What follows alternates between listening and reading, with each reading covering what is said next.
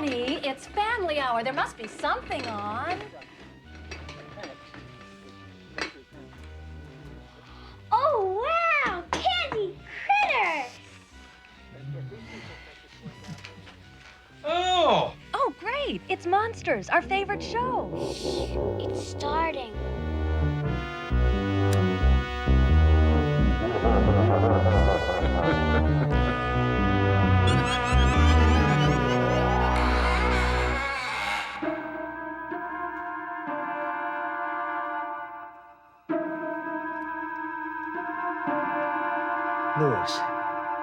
Louis, can you hear me?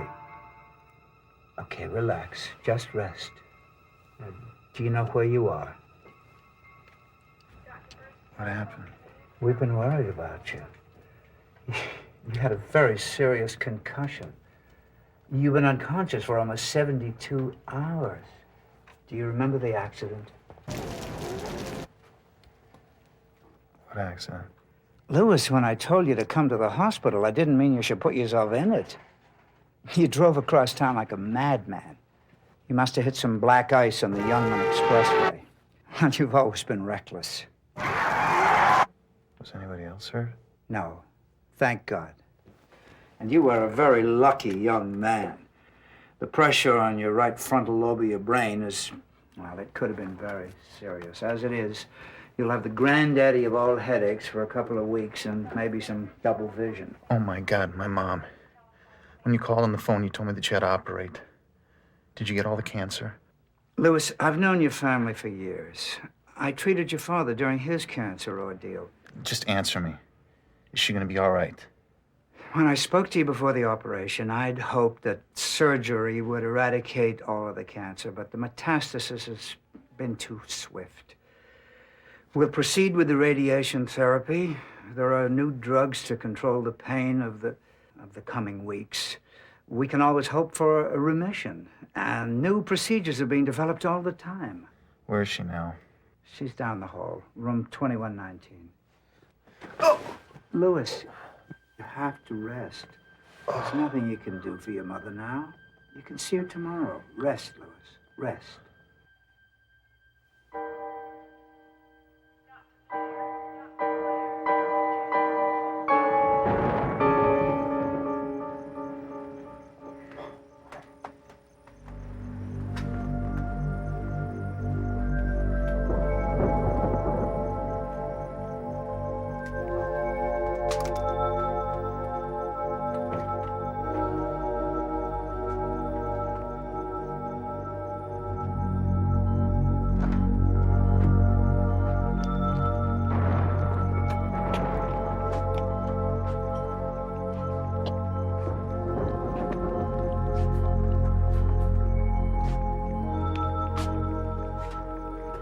Mom, it's me.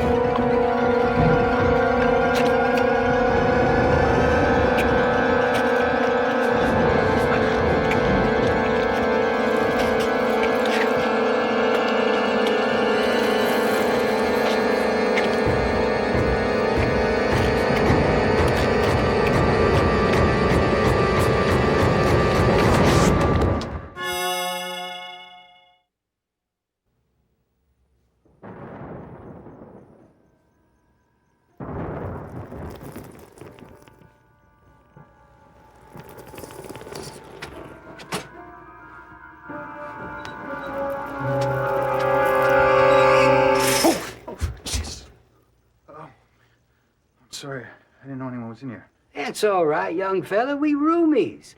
I guess I was downstairs for my radiation treatment when you woke up yesterday. Oh, man. I had the worst dream. That's what old Nurse Haversmith said when they brought you back a couple hours ago. Said you were screaming and carrying on something fierce when you got in your mommy's room. My second wife, Dolly June, was a sleepwalker.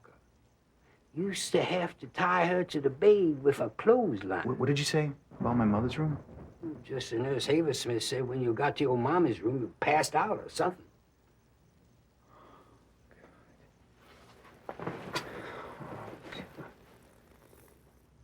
fucking dreaming. I knew I saw it. Hellfire, boy, you lucky you just got a bump on the head. What makes you mite crazy? Most of us on this floor in for the big C. And Cancer, boy, cancer. Look at me, boy. 3 months here and they took out about everything I had 2 of. And some things I only had 1 of. So now they just zap me with radiation, fill me up full of drugs that make me puke. So, since I can't sleep most nights anyhow, I prescribe me my own medicine. My 4th wife, Esther May, sneaks it in. Care for a little late-night pick-me-up? oh, thanks. What was your name? Winters. Jack Winters. You call me Jack. All right, Jack. You said this was a cancer ward?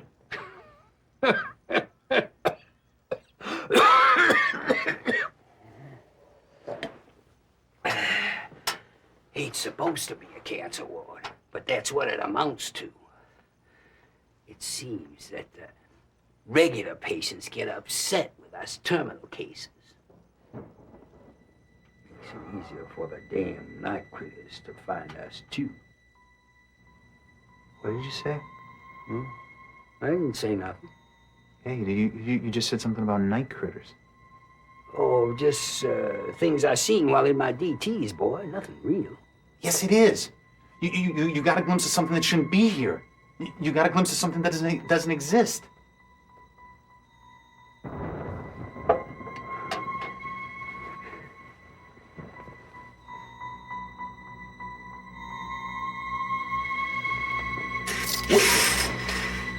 Let's just say that I did see something. Is that all right? Can we assume, for argument's sake, that I actually saw something instead of saying that I hallucinated that I saw something? All right. Let's work on that assumption. Now, look, you've described the thing to me several times, but what is it? Is it a ghost? Is it an extraterrestrial? Is it an alien MD interested in our medical facility? I don't know what it is. It's some thing that plants these slugs in people. It may be from a different dimension. I don't know. Maybe it coexists with us. It's just that we can't see it.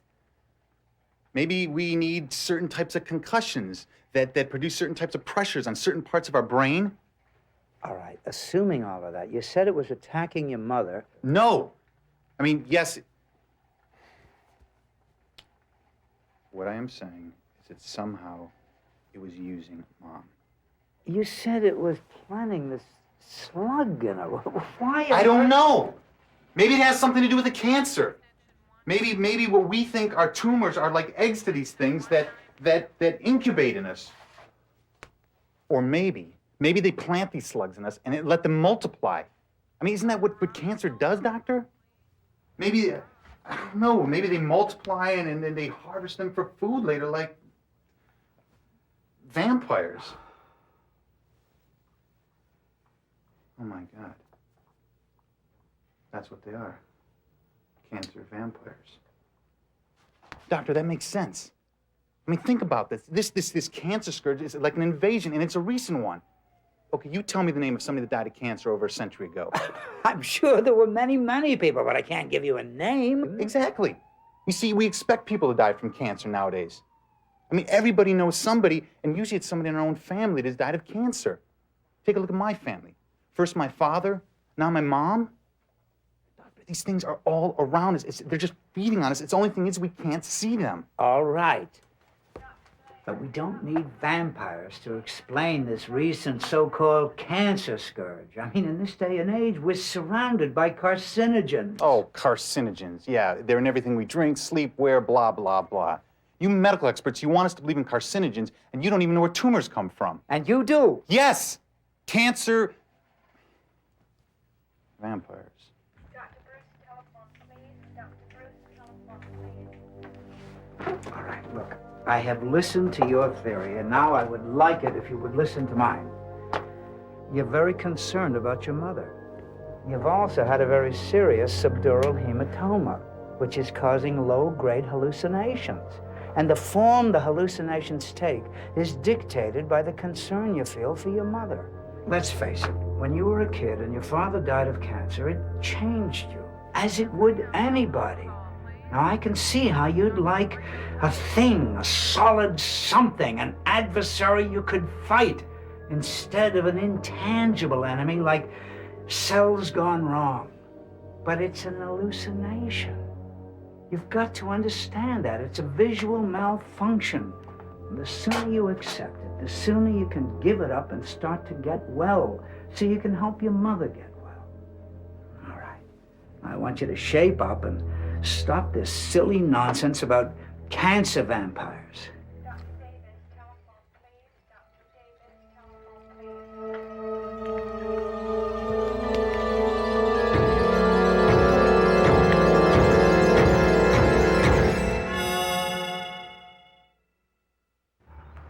This is Mr. Winters' next to last session. We're very pleased. He's responding beautifully to the treatment.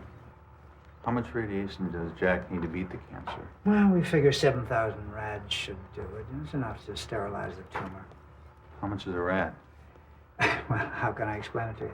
When you go to get a chest x-ray, you're getting 5/1,000ths of a single rad. Oh my God. And he's getting 7,000 rads? That's like 35 million chest x-rays. Well, I know it must seem like a lot to you, but we know what we're doing. You know, we parcel it out. He gets a little now and a little then. Not that there aren't side effects, there are, but the principle of radiation therapy is absolutely proven. The benefits are documented. Are we ready? All set.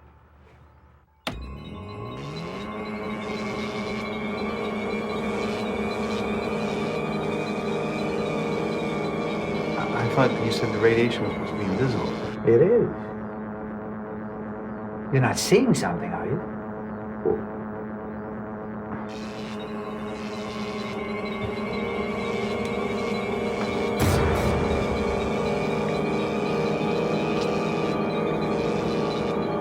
It's like moths to a flame.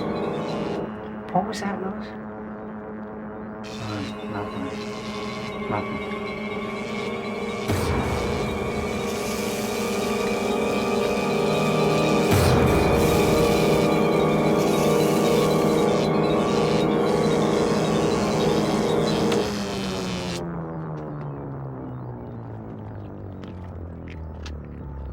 Wait a second. There wasn't enough time. You didn't give enough radiation. 28.6 seconds. It's precisely enough time for this treatment. What's the source of your radiation? Radioisotopes of cobalt-60. Do you mind if I took a look at them? All right.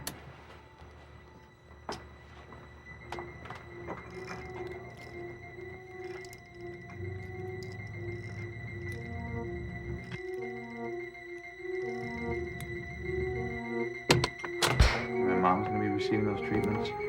Well, depending on post-surgical recovery and the results of other biopsies, yes. These are shielded lead storage units. The actual isotopes are tiny, but very dangerous. One pellet could power the cobalt-60 machine for hours. Each, unshielded, delivers thousands of rads all at one time.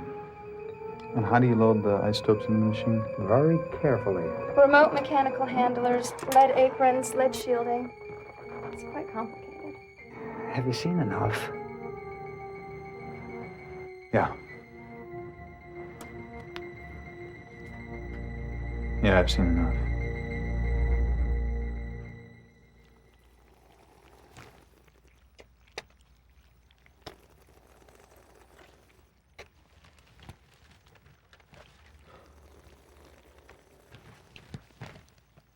Jack? Jack?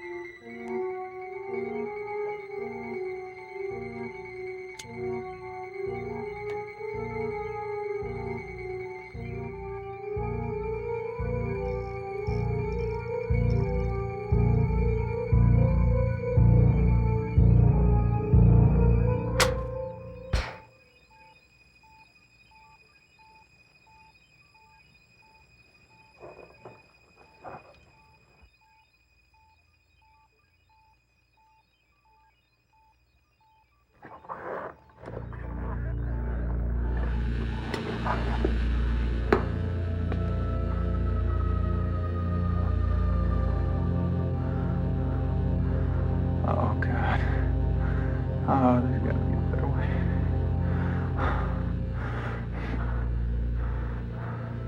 Okay.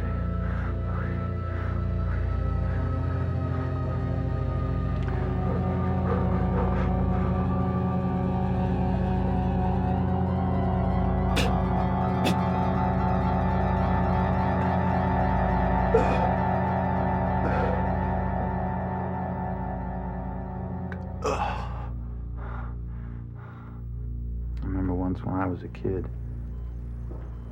It must have been right after Dad died.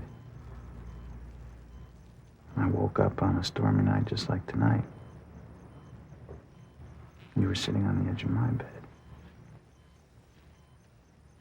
It was like you were trying to protect me from the storm. I pretended that I was asleep. But I wanted to tell you that nobody can protect anybody. The best anyone can do is to run. Run from the people that we love the most. Run so that it didn't hurt so much when you couldn't protect them. Mom, I think I'm through running for a while. Time to see if this is gonna do any good.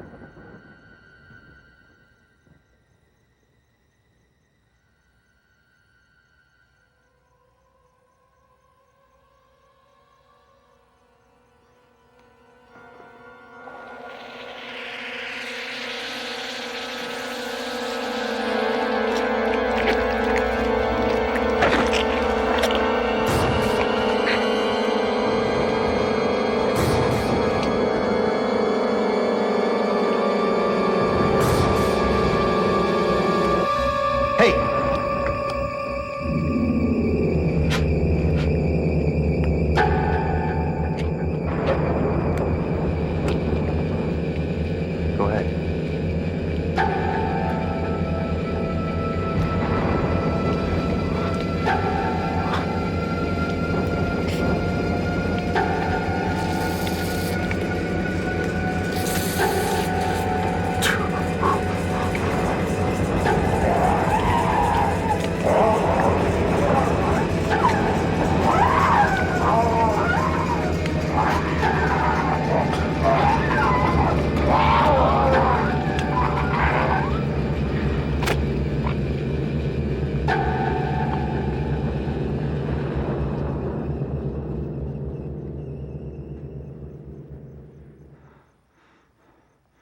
Mom,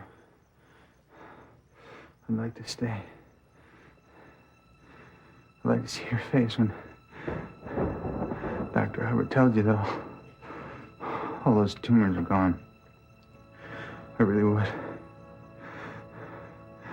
I don't know how much time that I have.